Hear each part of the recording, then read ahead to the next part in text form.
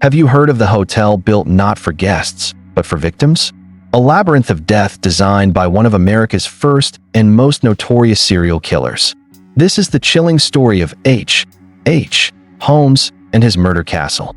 Born Herman Webster Mudgett in 1861, Holmes had a strange and isolated childhood. He was reportedly intelligent but showed early signs of cruelty.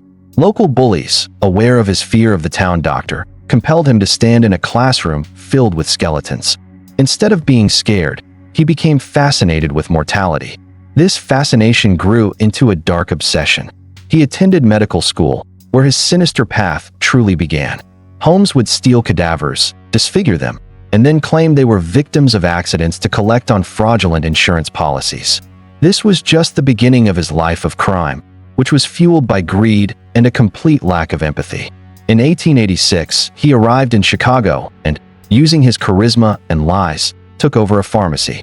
Across the street, he began construction on a 3-story building, later dubbed the Murder Castle. This wasn't an ordinary building. It was a maze of windowless rooms, secret passages, trapdoors, and chutes that led to a basement equipped with acid vats and a crematorium. During the 1893 Chicago World's Fair, Holmes lured countless people, mostly young women, into his hotel with promises of lodging or employment. They would check in but never check out. He would trap them in soundproof rooms, sometimes gassing them, before disposing of their bodies in his horrific basement. His goal was often financial gain, selling their skeletons to medical schools or cashing in on more insurance scams. So how was this monster finally caught? It wasn't because of the murders in the castle, but through another insurance fraud scheme. He had planned a scam with a partner, Benjamin Pittizel, which involved faking Pittizel's death. But Holmes double-crossed and actually murdered him, and then went on to murder 3 of Pittizel's children. A former accomplice, who felt cheated by Holmes, tipped off the authorities.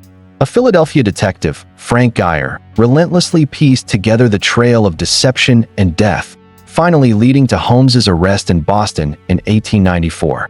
Once investigators entered the Chicago castle, the true scale of his horror was revealed. Though the exact number of his victims is unknown, with estimates ranging from 27 to over 200, Holmes had created a factory of death. He was eventually convicted for the murder of Benjamin Pittizel and hanged in 1896. The story of H. Holmes is a terrifying look into the mind of a predator who used his intelligence and charm for pure evil. If you find true crime stories like this fascinating, there are countless others with twists and turns you won't believe. Let me know in the comments below, and don't forget to subscribe for more dark histories.